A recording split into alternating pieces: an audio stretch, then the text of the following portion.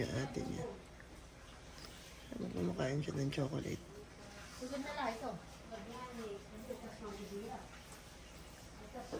Pinanonood niya yung nilalaro namin. So, may ayain ako niyan maglaro. Hindi kasi, luto na kasi yan na, nalambot na yan, diba? Galing si ate?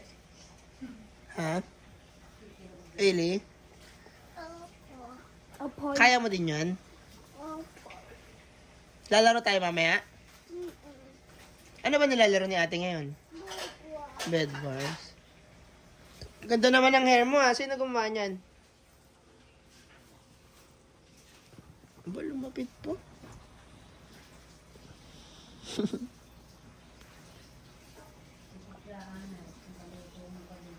Magaling ba ate mo?